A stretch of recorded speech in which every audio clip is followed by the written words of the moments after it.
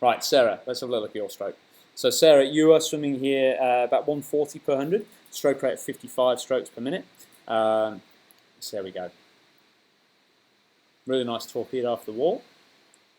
Good streamlining. As a measure, in terms of actually teaching swimmers about their head position when they go to take a breath, this is a beautiful example here, Sarah, where the head position should be, right?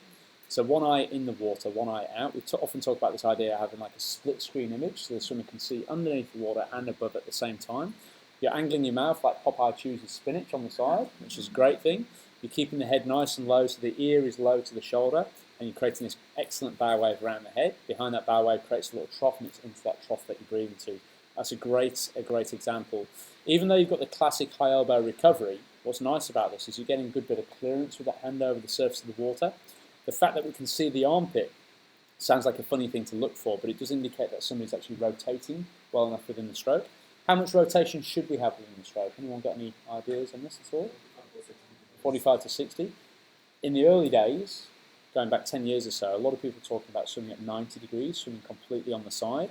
That is way too much rotation, leads to way too much instability within the stroke. So even though it looks here, Sarah, like you're actually getting on your side, underneath the water when we measure it, it'll be much more like sort of 60 degrees underneath the water. So everything looks nice. Bit thumb first here, look. You actually correct it just before you're going into the water, but the hand does spend a bit of time with the palm of the hand looking out towards us. As a good teaching method for getting somebody to correct this, you could walk on the side of the pool and ask the swimmer to never wave at you from the side to make sure you're hiding the palm of the hand. If I was to get you to lift a small bag out of the water, sounds funny, but at the back end of the stroke, you would have to lift it out with the palm of the hand looking in towards the body. If you tried to lift it out with the palm of the hand looking out, it'd be absolutely disastrous for the shoulder, put a lot of pain on there. So a couple of little things that you could do to help somebody tune that up. Now, of course, you'll notice I went straight underneath the water. Okay, we can see here not too much exhalation happening.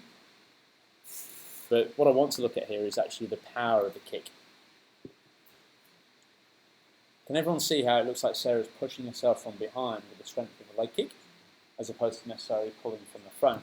Now, a lot of people would assume that you need big, powerful shoulders to be able to do that. We don't. We need to make sure that the way you're pulling through is more effective. So, see how straight the arm is here underneath the water. Sarah, if you want to just come up the front, I'll show you exactly what this should feel like I did with Roy. You can obviously see this is a lovely angle to look at your stroke from. If we see here in that yellow circle, no exhalation. And this was probably a better one than I was trying to show you this obviously with Kenny's stroke, but if we put our little stopwatch here, 0.619, we start to commence exhaling just here, 0.686, and then your mouth is out of the water here, at less than 0.3 of a second later. So the problem is, what happens is, out to the side here, you're still blowing out when you should actually be breathing in. So we tend to see then that swimmers are relying upon this arm to push down and keep the head out a little bit longer.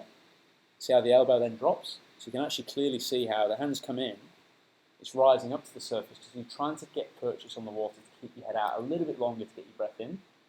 If you were blowing out underneath the water right from the get-go, you wouldn't have to do that, so it helps improve your catch. But then the arm ends up pulling through, look, very, very straight indeed. And just to show you that this is not a strength thing, if you can get the right arm here, lock your elbow out, I'll apply pressure here, push down against me, really push. Okay, not too strong, but if you get to rotate your hips around here, this position now it's much better. Much better hold, it's taking the pressure off it and you can feel it on here. That's a really good position for a swimmer to be in when they're catching and pulling through, keeping the elbow nice and high. Of course, it's impossible to do that if the elbow has already dropped into the water like this. The swimmer sort of overextended into the water before the hand even goes in, or underneath the water, overglided and brought it up. You're not overgliding within the strokes. You don't spend any time in that position, paused. Okay, but when you're reaching forward, especially with this hand, the elbow sinks to that position because you're trying to keep your head out of the water a little bit longer. So think about cause and effect. Even before we get to work on improving the catch, if you get your blowing out sooner, you wouldn't need to lift your head out of the water, so you wouldn't be reliant on this arm. So I'm not really Not with So the other we're side.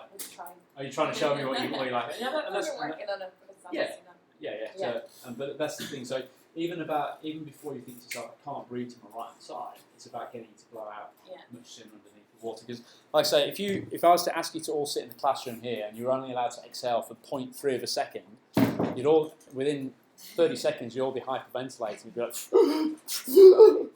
it'd be absolutely horrible. So that combines, Sarah, with the very strong leg kick when you're bending a lot from the knee. So from the side here, look. It's not an excessive bend from the knee. I think we're going to see a little bit more with Alex's stroke in a moment. But that bend from the knee there requires the quads and the hamstrings quite a bit to come into play. So if you're powering a lot from there and you're holding onto your breath, it's like a double whammy. Okay, and a lot of kicktastics often say, I just feel a bit unfit. It's not that you're unfit at all in the swim, it's because of what you're doing within the thing. Just like it's not that you're not strong enough, you just show me there that you can do that. It's just a case of building that up. So the question is, how do we do that? Well, one of the drills, of course, is the doggy paddle drill, working with the paddles, doing like I said with Becky beforehand. If you guys were training partners, you'd be excellent. So you'd be following exactly the same program to try to tune it up. Your head position, Sarah, on yours. Let's look at that. It's interesting, actually. Watch this, though. When you first bring your head in, you bring it straight down. So I don't know at some point in the past if somebody's told you should be keeping your head down, but it's nice that you actually bring it forwards. Look at that. That's much more of an appropriate head position for both you and Becky, because it helps to make sure that you're not kicking thin air as you're going along. And you're still obviously maintaining a beautiful horizontal body position. Even though you're very lean, you're still very, very horizontal in the water. So when you're working with somebody swimming like this, getting down to the nitty-gritty, we'll be doing some work at the start of a session on exhaling better, and then a lot of work on improving that catch and pull through. And one of the things that you, in terms of what you should and shouldn't say to a kicktastic, is because you know with the pool boy, if I simply said to you, we need to kill your leg kick, you're going to respond and say, but then I'm going to go slower. You don't want to go slow, you want to become more efficient, you want to be faster. So it's not about killing your leg kick, it's about refining and improving the front, so you can build the confidence up at the front part of the stroke, so you can tame the kick down a little bit.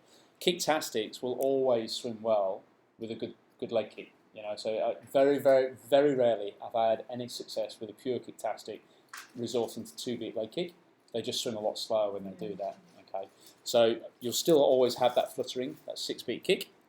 If we can tone it down a little bit and improve your catch and pull through, though, that will be a good thing. And yeah, you said.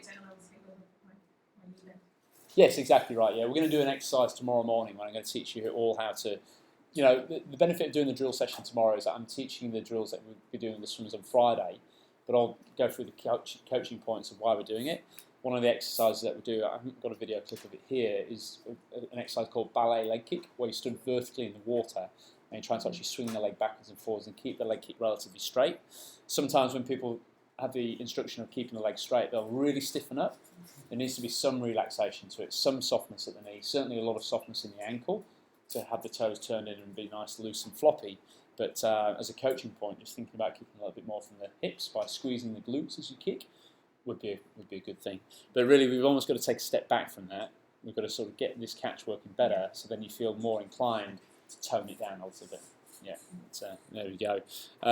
One of my best results with a swimmer is with this lady here. Mega proud of this one, if you don't mind me posting up. It's like that. So this is a lady called Kate Bevilacqua who's won 3 Ironman events. This is outright, not as an age grouper. This is a professional athlete.